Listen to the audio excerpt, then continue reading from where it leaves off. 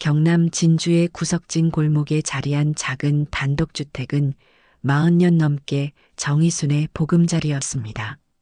75세의 그녀는 여전히 혼자서 김장을 담그고 마당에 채소밭을 가꾸며 하루하루를 보내고 있었어요. 그런 희순에게 며느리 조은성의 제안은 다소 뜻밖이었습니다. 이건 예방이에요, 어머니. 요즘은 미리 대비하는 게 기본이에요. 은성의 목소리는 늘 그렇듯 단정하고 친절했습니다. 36의 은성은 간호사 출신답게 모든 말에 의료적 근거를 덧붙이곤 했어요. 치매 조기 검진이라는 게 그렇게 중요한 건지 희수는 잘 모르겠지만 며느리의 배려심에 토를 달 이유는 없었습니다. 진주 시내 종합병원의 신경과는 생각보다 번잡했어요. 대기실에 앉아 있는 동안 희수는 주변을 둘러보았습니다. 비슷한 연배의 노인들이 가족들과 함께 와 있었고 모두들 조용히 순서를 기다리고 있었어요. 은성은 계속 희순의 손을 잡으며 괜찮다고 말했지만 오히려 그런 모습이 희순을 더욱 긴장시켰습니다. 검사는 생각보다 단순했어요. 의사는 몇 가지 질문을 던졌고 희순은 또박또박 대답했습니다. 오늘이 몇 월 며칠인지, 대통령이 누구인지, 100에서 7씩 빼나가라는 계산 문제까지. 희수는 모든 질문에 정확히 답했고 의사도 만족스러워했어요. 별다른 이상 소견은 없다는 진단이었습니다. 그런데 이상한 건 은성의 반응이었어요. 좋은 결과라고 해야 할 텐데 그녀의 표정은 오히려 아쉬워 보였습니다. 괜찮으시네요, 어머니. 하지만 정기적으로 체크하는 게 좋을 것 같아요. 은성의 말에 희수는 고개만 끄덕였습니다. 굳이 반박할 필요는 없다고 생각했어요. 집으로 돌아온 희수는 평소처럼 저녁 준비를 했습니다. 아들 태윤이 늦게 들어와 밥을 먹으면서 검진 결과를 물었어요. 희수는 담담하게 대답했습니다. 별일 없다고 하더라. 태윤은 다행이라며 안도의 표정을 지었지만 은성은 여전히 무언가 생각에 잠긴 듯 했어요. 며칠 뒤 우체국에서 배달된 노란 봉투를 받았을 때 희수는 이상한 예감이 들었습니다. 보낸 사람 칸은 비어 있었고 봉투 안에는 두껍고 딱딱한 서류가 들어 있었어요. 제목을 읽는 순간 희순의 손이 떨렸습니다. 디지털 후견인 위임 동의서 초안이라고 적혀 있었거든요. 서류 내용을 찬찬히 읽어보니 더욱 당황스러웠습니다. 인지능력 저하에 따른 보호조치라는 명목으로 각종 법적 권한을 위임받는다는 내용이었어요. 은행거래, 부동산 처분, 심지어 의료 결정권까지 포함되어 있었습니다. 다행히 4일날은 비어 있었지만 이미 희순의 개인정보가 상세히 기재되어 있었어요. 희순은 서류를 든 채 한동안 멍하니 앉아 있었습니다. 누가 보낸 걸까요? 왜 하필 치매 검진을 받은 직후에 이런 서류가 온 걸까요? 우연의 일치라고 하기엔 너무 시점이 절묘했습니다. 그날 밤 희수는 좀처럼 잠이 오지 않았어요. 노란 봉투 사건 이후 일주일쯤 지났을 때 조은성의 방문이 잦아졌습니다. 평소라면 주말에나 얼굴을 보던 며느리가 이틀에 한 번씩은 들르기 시작했어요. 어머니 안부가 걱정되어서라고 했지만 희수는 왠지 불편했습니다. 어머니, 휴대폰 요금이 너무 많이 나오고 있어요. 은성이 통신비 고지서를 들고 와서 말했습니다. 한 달에 8만 원씩이나 나오고 있었거든요. 희수는 고개를 갸웃했어요. 전화도 별로 안 하는데 이상하다고 생각했습니다. 은성은 친절하게 설명했어요. 요즘 스팸 전화가 많아서 그런 것 같아요. 제가 더 저렴한 요금제로 바꿔드릴게요.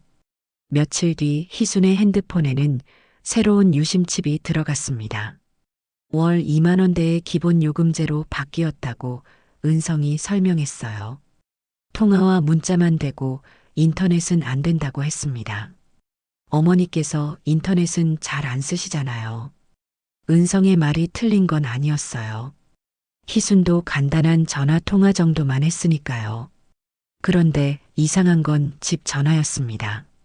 평소 가끔 걸려오던 복지관 전화가 뜸해졌어요.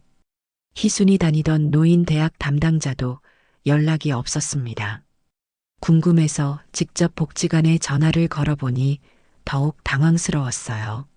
정희순 선생님 말씀이시죠? 담당자의 목소리가 어색했습니다. 가족분이 오셔서 수업 그만 받으신다고 하셨는데요. 건강상 이유로 당분간 쉬신다고 하셔서 명단에서 빼드렸어요. 희수는 아무 말도 할 수 없었습니다.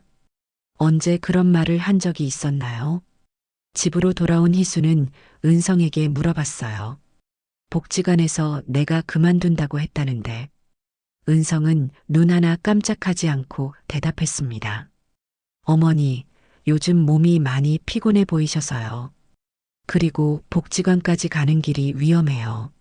넘어지시면 큰일이잖아요. 희수는 반박하고 싶었지만 입을 다물었습니다. 며느리의 말에도 일리가 있었거든요. 실제로 작년 겨울에 빙판길에서 미끄러져 넘어진 적이 있었으니까. 하지만 마음 한구석이 씁쓸했어요.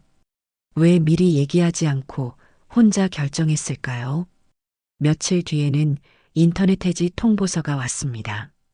희수는 컴퓨터를 잘 다루지 못했지만 가끔 손자 영상을 보거나 날씨를 확인할 때 사용했어요. 은성에게 물어보니 이번에도 같은 대답이었습니다. 어머니 혼자 사용하시기엔 위험해요. 인터넷 사기도 많고 이상한 전화도 많이 와요. 아들 태윤에게 이런 이야기를 해봐도 소용없었어요. 은성이가 다 알아서 하잖아. 우리 믿어. 태윤은 아내를 전적으로 신뢰하는 눈치였습니다. 어머니가 편하게 지내시는 게 제일 중요하잖아. 그런 복잡한 거 신경 쓰지 마시고 그냥 쉬어. 희수는 점점 자신의 일상이 남의 손에 맡겨져 가는 기분이었습니다. 통신비 절약, 안전관리, 건강보호. 모든 게 그럴듯한 이유였어요. 하지만 결과적으로는 희순의 바깥 활동이 하나둘씩 차단되고 있었습니다. 그날 밤 희순은 오랫동안 서랍 깊숙이 넣어두었던 다이어리를 꺼냈습니다. 남편이 살아있을 때 쓰던 것으로 몇 년 동안 손대지 않았던 것이에요. 펜을 들고 천천히 글자를 적었습니다. 이상하다. 뭔가 잘못되고 있다. 다음 주 주민센터 가기. 다이어리를 덮으며 희수는 깊은 한숨을 쉬었습니다. 혹시 자신이 예민하게 받아들이는 건 아닐까요? 며느리의 배려를 의심하는 자신이 나쁜 시어머니처럼 느껴지기도 했어요. 하지만 가슴 한구석의 불안감은 쉽게 가시지 않았습니다. 주민센터에 가려던 계획은 예상보다 빨리 무산되었습니다. 희순이 외출 준비를 하고 있을 때 은성이 불쑥 나타났거든요. 어머니, 어디 가세요? 평소보다 조금 더 날카로운 목소리였어요. 희수는 당황했지만 자연스럽게 대답했습니다. 주민센터에 볼 일이 있어서. 은성의 표정이 순간 굳어졌다가 다시 밝아졌어요. 무슨 일이세요? 제가 대신 가드릴게요. 어머니가 직접 나가실 일이 뭐 있어요? 희수는 별거 아니라며 손을 흔들었지만 은성은 계속 따져 물었습니다. 결국 희수는 그냥 궁금한 게 있어서라고 얼버무렸어요. 며칠 뒤 은성이 태블릿을 들고 왔습니다. 어머니, 복지관에서 출석 확인하는 거래요. 코로나 이후로 다 전자로 바뀌었대요. 희수는 의아했어요. 복지관 수업을 그만뒀다고 하지 않았나요? 은성은 웃으며 설명했습니다.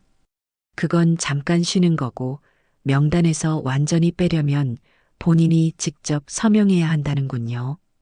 태블릿 화면에는 복잡한 서류가 떠 있었어요.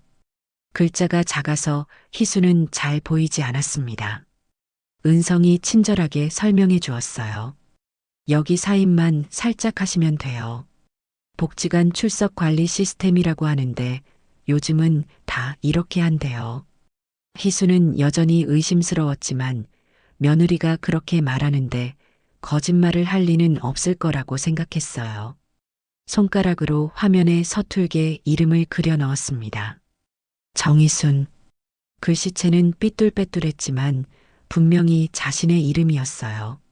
서명을 마치자 은성이 만족스러운 표정으로 태블릿을 거두었습니다. 수고하셨어요, 어머니. 이제 복지관 쪽 정리는 다 끝났어요. 희수는 뭔가 이상하다는 생각이 들었지만 이미 끝난 일이라 딱히 할 말이 없었어요. 그런데 며칠 뒤 동네 이장 김 씨가 찾아왔습니다. 정 선생님, 집 리모델링 들어가신다면서요? 희수는 깜짝 놀랐어요. 무슨 소리인지 전혀 모르겠다고 했죠. 김 이장은 고개를 갸웃했습니다. 아드님이 공사업체 사람들이랑 오셔서 집 둘러보고 가셨는데요. 더욱 놀라운 건 그 다음 말이었어요. 서류도 다 준비됐다고 하시더라고요. 어머니 명의로 된 동의서까지 보여주시면서 희수는 아무것도 들은 적이 없다고 했습니다. 김 이장은 어리둥절해했어요. 그럼 아드님이 깜짝 선물로 준비하시는 건가 보네요. 희수는 급하게 아들에게 전화를 걸었습니다. 태윤아, 집 리모델링이 뭐야? 태윤의 목소리는 당황스러워했어요. 어머니, 그건 은성이가 알아서 하는 거예요. 어머니 편하시라고 화장실이랑 부엌 좀 손보려고 하는 건데 왜 미리 말 안 했냐는 희순의 질문에 태윤은 대답을 피했어요. 그날 저녁 은성이 왔을 때 희순은 따져 물었습니다. 리모델링 얘기를 왜 안 했어요? 은성의 대답은 의외로 차분했어요. 어머니께서 놀라실까봐 서프라이즈로 준비한 거예요. 낡은 집에서 불편하게 지내시는 게 안타까워서요. 하지만 희수는 석연치 않았습니다. 집은 자신의 것인데 왜 동의도 구하지 않고 서류까지 만들었을까요? 더욱이 며칠 전 태블릿에 한 서명이 떠올랐어요. 혹시 그게 복지관 출석 확인이 아니었던 건 아닐까요? 그날 밤 희수는 다이어리에 또 다른 메모를 남겼습니다. 태블릿 서명 마이너스 의심스러움. 리모델링 동의서 확인 필요. 뭔가 큰 그림 안에서 자신이 속고 있다는 느낌이 점점 강해졌어요. 며칠 뒤 동네 사람들의 말을 종합해 보니 더욱 이상했습니다. 공사업체 사람들이 와서 집을 꼼꼼히 살펴보고 갔다는 얘기, 아들이 서류 뭉치를 들고 다녔다는 얘기. 모든 게 희순 모르게 진행되고 있었어요. 희순은 마침내 결심했습니다. 더 이상 가만히 있을 수만은 없었어요. 뭔가 크게 잘못되고 있다는 확신이 들었거든요. 다음 날 아침 일찍 집을 나서며 혼잣말로 중얼거렸습니다. 진실이 뭔지 알아봐야겠어. 희수는 아들과 며느리가 모두 외출한 틈을 타서 집안 구석구석을 뒤져보기 시작했습니다. 평소라면 남의 물건을 함부로 뒤지지 않았겠지만 지금은 그럴 상황이 아니었어요. 뭔가 숨겨진 진실이 있다는 확신이 들었거든요. 거실 서랍, 안방 옷장, 심지어 태윤의 책상까지 샅샅이 뒤져봤지만 별다른 걸 찾을 수 없었습니다. 그러다가 은성이 가끔 사용하는 화장대 서랍에서 봉투 하나를 발견했어요. 겉봉에는 아무것도 적혀 있지 않았지만 안에는 여러 장의 서류가 들어 있었습니다. 첫 번째 서류를 보는 순간 희순의 손이 떨렸어요. 부동산 담보대출 신청서라고 적혀 있었거든요. 신청인 란에는 분명히 정희순이라고 적혀 있었고 서명란에는 며칠 전 태블릿에 한 것과 똑같은 자신의 서명이 있었어요. 복지관 출석 확인이라고 했던 그 서명 말입니다. 두 번째 서류는 더욱 충격적이었어요. 성년후견인 지정 신청서였습니다. 피후견인은 정희순, 후견인은 조은성으로 기재되어 있었어요. 인지능력 저하로 인한 일상생활 지원이 필요하다는 의사소견서도 첨부되어 있었습니다. 그런데 이상한 건 진료 날짜였어요. 자신이 받은 치매 검진 날짜와 정확히 일치했거든요. 세 번째 서류에서 희수는 완전히 멘붕 상태가 되었습니다. 거주지 이전 동의서라는 제목의 서류였어요. 내용인즉 인지능력 저하로 인해 혼자 거주하기 어려워 가족의 보호하에 거주지를 이전한다는 것이었습니다. 역시 희순의 서명이 들어가 있었어요. 희순은 서류들을 들고 주저앉았습니다. 도대체 언제 이런 서류들에 서명을 한 걸까요? 분명히 복지관 출석 확인이라고 했는데 알고 보니 이런 중요한 서류들이었던 거예요. 자신도 모르는 사이에 집을 담보로 대출을 받고 성년후견인을 지정하고 심지어 집에서 쫓겨날 수도 있는 상황이 된 것입니다. 급한 마음에 동사무소부터 갔어요. 등기부등본을 떼어보니 더욱 놀라운 사실을 발견했습니다. 소유자는 여전히 정의순으로 되어 있었지만 근저당이 설정되어 있었어요. 채권자는 조은성, 채권 최고액은 2억 원이었습니다. 언제 이런 일이 생긴 걸까요? 다음으로 찾아간 곳은 구청 사회복지과였어요. 담당 공무원에게 성년후견인 관련 문의를 해보니 이미 신청이 접수되어 있다고 했습니다. 현재 심사 중이라는 얘기였어요. 희순이 직접 신청을 취소하고 싶다고 하자 공무원은 난처한 표를 지었습니다. 신청서에 보호자의 동의가 필요한 상황이라고 되어 있어서요. 담당 공무원의 말에 희순은 기가 막혔어요. 자신이 당사자인데 보호자 동의가 왜 필요한 걸까요? 게다가 그 보호자라는 게 바로 조은성이었거든요. 집으로 돌아오는 길에 희수는 다이어리에 적어뒀던 메모를 떠올렸어요. 다음 주 주민센터 가기. 그때 은성이 갑자기 나타나서 막았던 게 우연이 아니었구나 싶었습니다. 이미 모든 게 계획된 일이었던 거예요. 저녁 무렵 법률 상담소를 찾았습니다. 무료 상담이라 오래 기다려야 했지만 희수는 참고 기다렸어요. 마침내 차례가 되어 변호사에게 상황을 설명했습니다.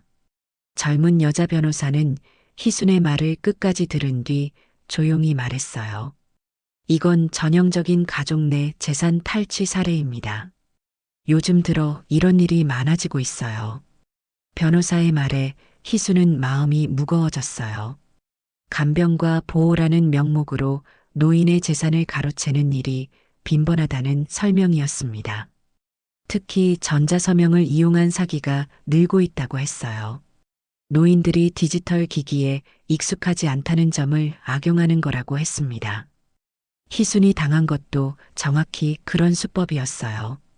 변호사는 대응 방안을 제시했습니다. 우선 전자서명의 정당성에 대해 이의를 제기하고 사기 혐의로 고발할 수 있다고 했어요. 하지만 가족 간의 일이라 복잡할 수 있다는 경고도 잊지 않았습니다. 희수는 변호사에게 물었어요. 대응하려면 어떻게 해야 하나요? 변호사는 진지한 표정으로 대답했습니다. 이건 간병의 외피를 쓴 통제입니다. 지금 대응하지 않으면 나중에는 더 어려워질 거예요. 대응하시겠습니까? 희수는 고개를 끄덕였습니다. 이제 더 이상 당하고만 있을 수는 없었어요. 가족이라는 이름으로 자신을 속이고 재산을 가로채려는 일을 막아야 했습니다. 법률상담소에서 돌아온 희수는 마음을 굳혔습니다. 더 이상 혼자 끙끙 앓고 있을 때가 아니었어요. 그날 저녁 아들과 며느리에게 전화를 걸어 내일 저녁 집으로 오라고 했습니다. 중요한 얘기가 있다고 했죠. 태우는 어머니 목소리가 평소와 다르다는 걸 느꼈는지 걱정스럽게 물었어요. 어머니, 무슨 일이세요? 몸이 아프신 건 아니죠? 희수는 단호하게 대답했습니다. 아프지는 않아. 그냥 가족끼리 할 얘기가 있으니까 꼭 와. 다음 날 저녁 태웅과 은성이 함께 왔습니다. 은성은 여전히 밝은 표정이었어요. 어머니, 무슨 좋은 일이 있으신가요? 희수는 거실 소파에 그들을 앉히고 자신은 건너편에 앉았습니다. 그리고 조용히 서류들을 꺼내 놓았어요. 첫 번째로 꺼낸 건 부동산 담보대출 신청서였습니다. 은성의 얼굴이 순간 굳어졌지만 곧 웃음을 지었어요. 어머니, 그거 어디서 나온 거예요? 희수는 차분하게 대답했습니다. 내 화장대 서랍에서 나왔어. 이게 뭐야? 은성은 당황하지 않고 설명했어요. 아, 그거요. 어머니 노후 자금 마련하려고 알아본 거예요. 집값이 많이 올랐잖아요. 일부만 담보로 해서 적금 넣어두면 이자 수익도 생기고 좋을 것 같아서요. 하지만 희수는 고개를 저었습니다. 내가 언제 그런 걸 부탁했어? 두 번째로 성년 후견인 지정 신청서를 꺼냈습니다. 이번에는 태윤도 놀란 표정이었어요. 은성아, 이게 뭐야? 은성은 여전히 침착했습니다. 어머니께서 혼자 계시면서 이런저런 일이 생길 수 있잖아요. 미리 준비해 두는 거예요. 요즘은 다 이렇게 한다고 하던데요. 희순이 세 번째 서류인 거주지 이전 동의서를 꺼내자 분위기가 차갑게 식었습니다. 태윤이 은성을 바라봤어요. 은성아, 이건 또 뭐야? 어머니를 어디로 모시려고 하는 거야? 은성의 목소리에 처음으로 떨림이 있었습니다. 그건 혹시 어머니가 요양원에 가시게 되면 필요한 서류예요. 희수는 조용히 일어나서 안방으로 갔습니다. 그리고 작은 녹음기를 들고 나왔어요. 며칠 전부터 준비해둔 것이었습니다. 녹음기를 테이블 위에 놓으며 말했어요. 은성아, 이것 좀 들어봐. 재생 버튼을 누르자 며칠 전 태블릿 서명 당시의 대화가 흘러나왔습니다. 복지관 출석 확인이에요. 사인만 살짝 하세요. 은성의 목소리가 선명하게 들렸어요. 그리고 희순이 의심스러워하며 질문하는 소리까지 모두 녹음되어 있었습니다. 은성의 얼굴이 하얗게 변했어요. 태윤도 충격을 받은 것 같았습니다. 어머니가 녹음기를 끄고 조용히 물었어요. 이건 출석 체크가 아니었지? 은성은 한동안 아무 말도 하지 못했습니다. 마침내 은성이 입을 열었어요. 어머니, 요즘 같은 세상에 혼자 사시는 게 위험해서요. 후견인 지정만 해두면 뭐든 제가 대신 처리할 수 있어요. 어머니가 편하게 지내실 수 있게 도와드리려는 거였어요. 하지만 희수는 고개를 저었습니다. 그런 건 내가 판단할 일이야. 태윤이 어렵게 입을 열었어요. 은성아, 이건 좀 심한 것 같은데.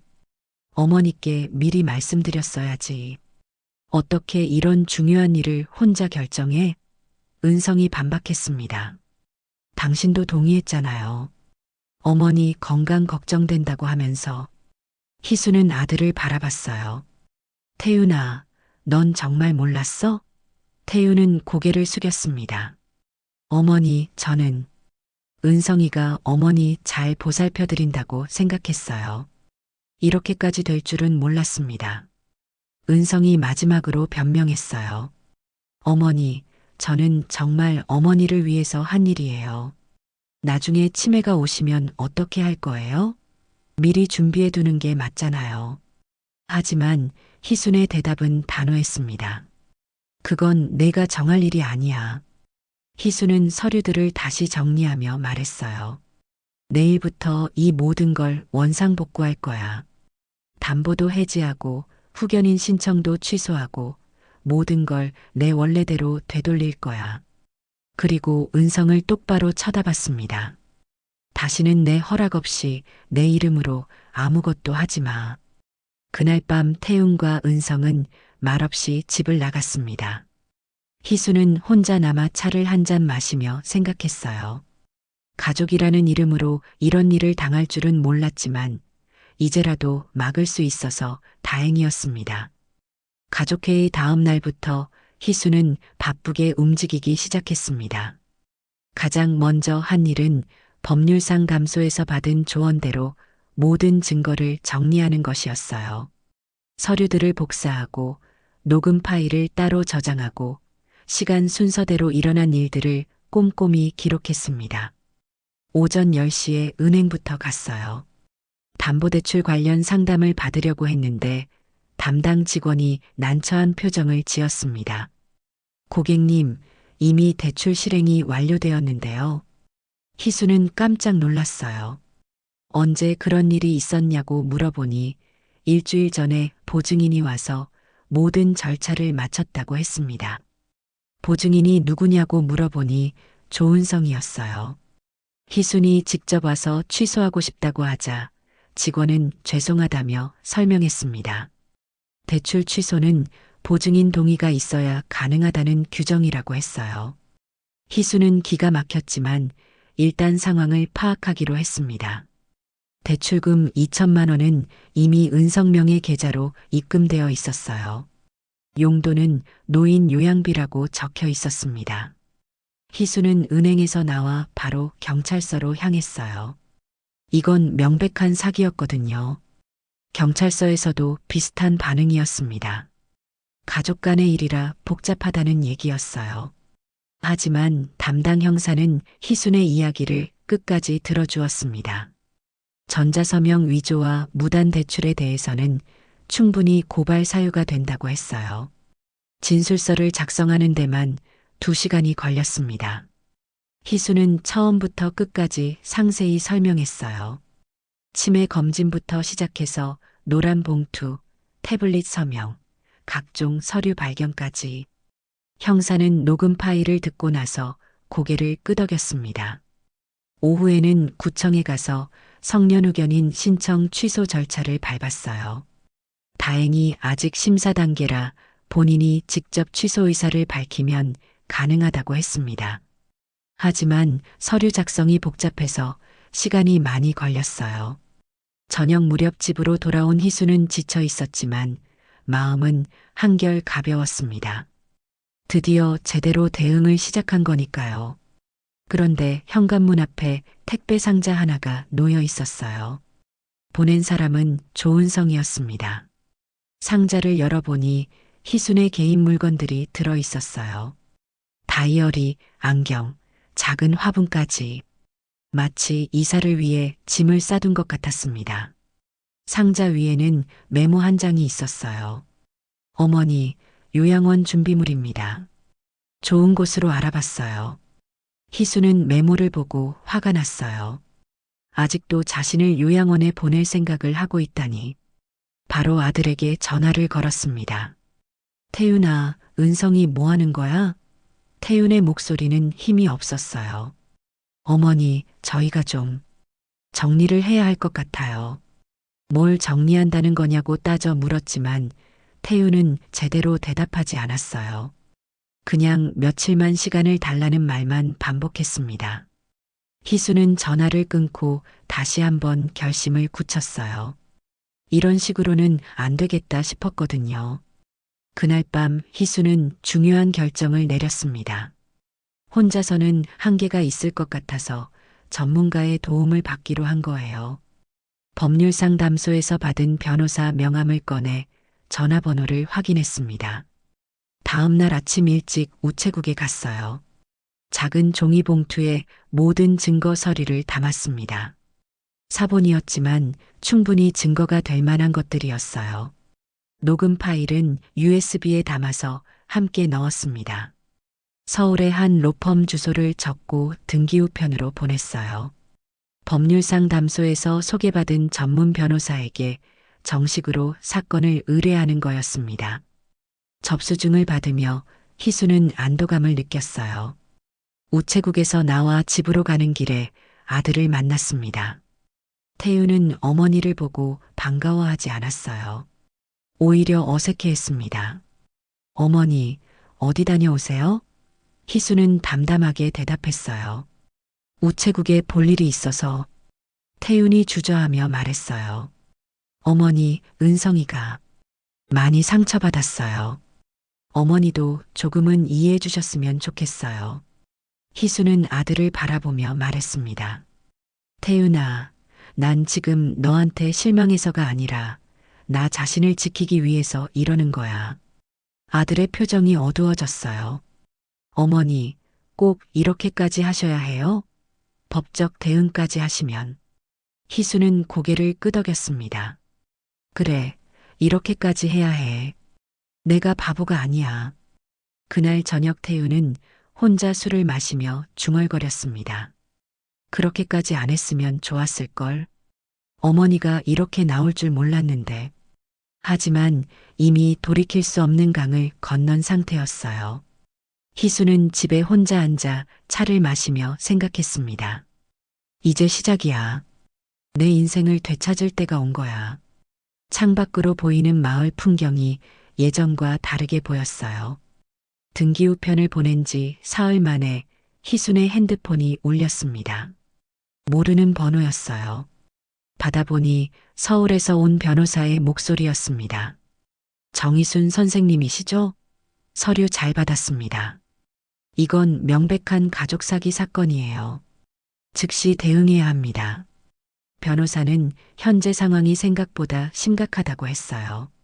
대출금 2천만 원이 이미 타인 명의 계좌로 빠져나갔고 성년 의견인 심사도 거의 마무리 단계라는 거였습니다. 내일 당장 서울로 올라와서 긴급 처분을 신청해야 한다고 했어요. 그런데 이상한 일이 벌어졌습니다. 변호사와 통화를 마친 직후부터 태웅과 은성에게 전화가 안 되기 시작한 거예요. 처음에는 바쁘나 보다 했는데 계속 현재 사용할 수 없는 번호라는 안내만 나왔습니다. 다음 날 아침 희수는 서울행 고속버스에 몸을 맡겼어요. 75년 인생에서 혼자 서울까지 가는 건 이번이 처음이었습니다.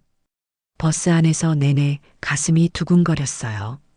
이런 큰일을 혼자 처리할 수 있을지 걱정되었거든요. 서울 강남의 로펌은 생각보다 크고 번듯했습니다.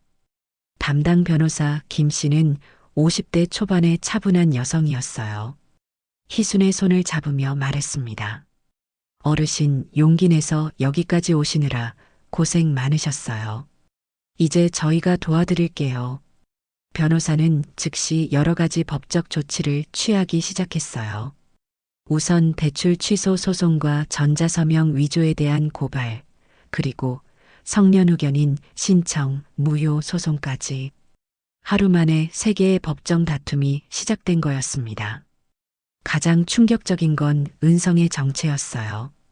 변호사가 조사해보니 그녀는 이미 다른 노인 2명을 상대로 비슷한 수법을 쓴 전력이 있었습니다. 모두 시어머니들이었어요. 간병과 효도라는 명목으로 접근해서 재산을 가로채는 게 그녀의 방식이었던 거죠. 더욱 놀라운 건 태윤의 사업체였어요.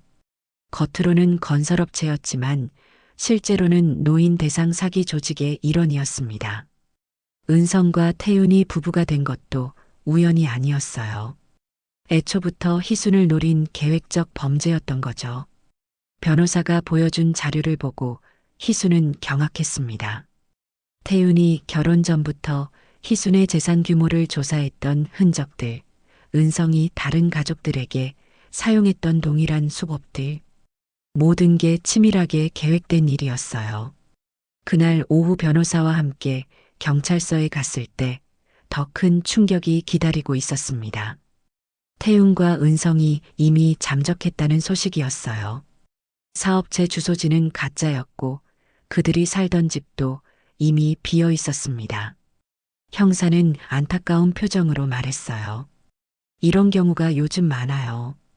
가족이라는 신뢰를 악용한 범죄죠. 다행히 어르신이 빨리 대응하셔서 더 큰 피해는 막을 수 있을 것 같습니다.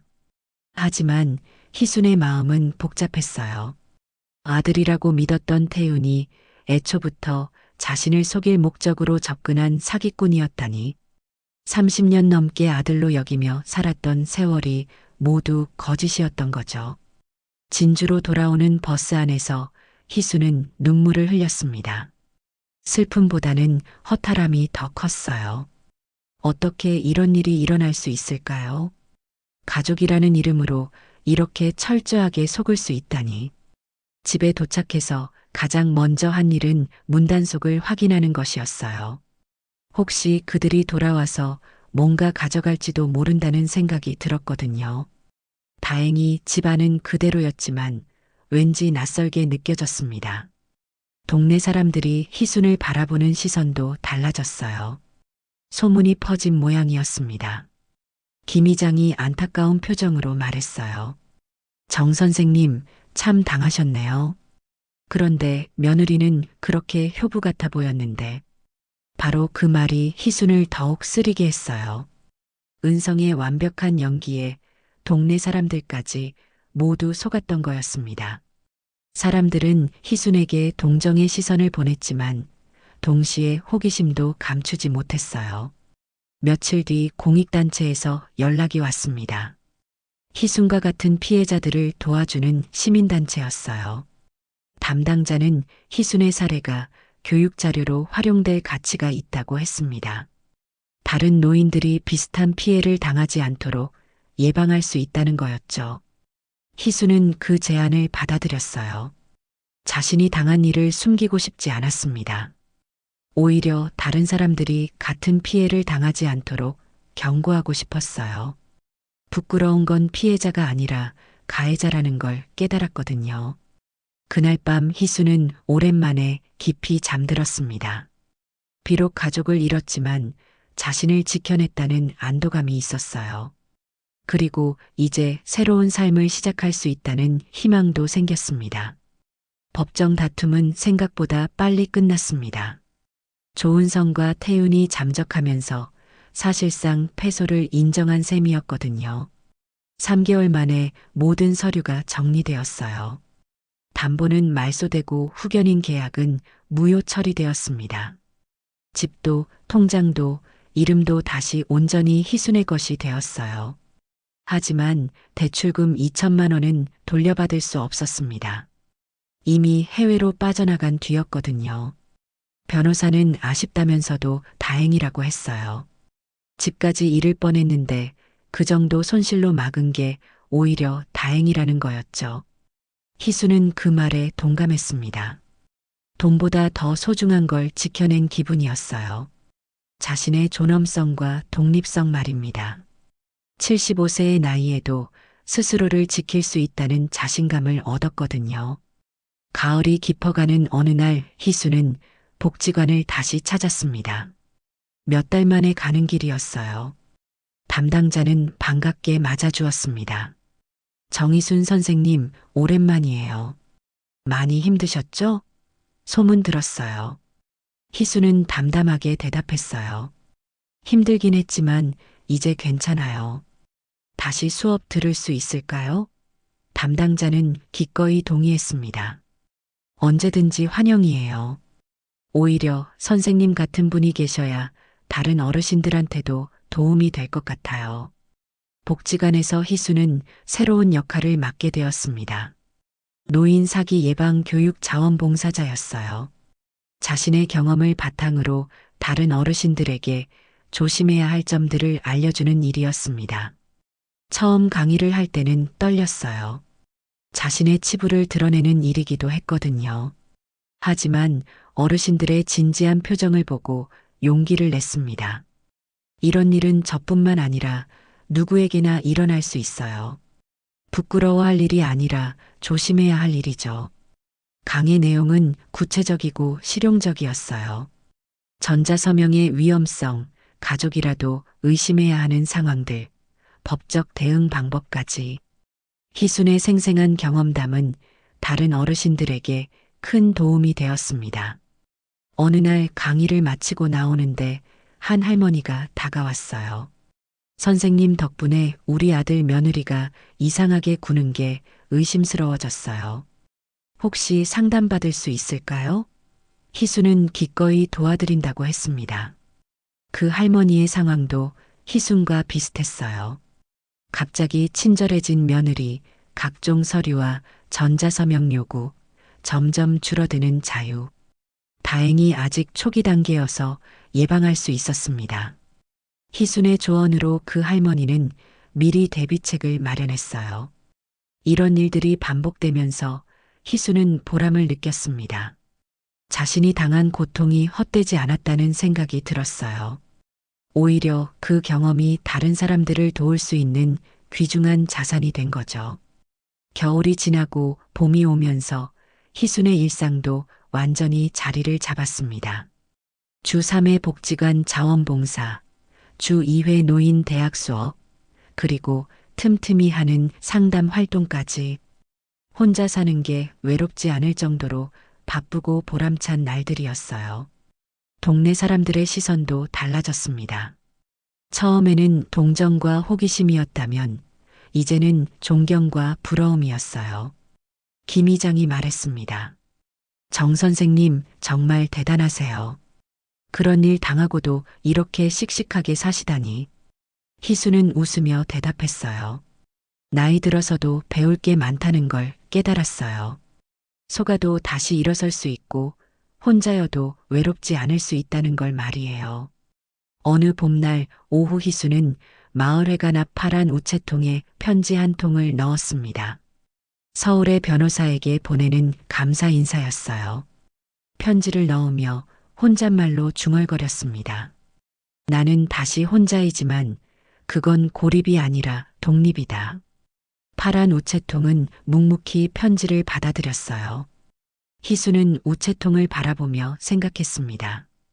이 작은 통이 얼마나 많은 사람들의 마음을 전달하고 있을까.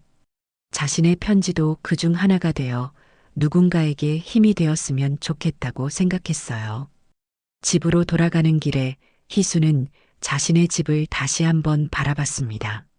작지만 온전히 자신의 것인 그 집이 예전보다 더 소중하게 느껴졌어요. 고생해서 지켜낸 만큼 더욱 애착이 생긴 거죠. 마당의 채소밭에는 봄나물들이 파릇파릇 올라오고 있었습니다. 희수는 호미를 들고 밭을 가꾸기 시작했어요. 새싹들처럼 자신의 인생도 새롭게 시작되는 기분이었습니다. 그날 저녁 희수는 다이어리에 마지막 글을 적었습니다. 오늘로 내 새로운 인생이 시작되었다. 나는 혼자이지만 외롭지 않다. 나를 필요로 하는 사람들이 있고 내가 도울 수 있는 일들이 있다. 75세의 새 출발, 늦지 않았다. 다이어리를 덮으며 희수는 미소를 지었습니다. 길고 험했던 여정이 마침내 끝났고 새로운 여행이 시작되는 순간이었어요. 창밖으로 보이는 별들이 특별히 밝게 빛나는 밤이었습니다.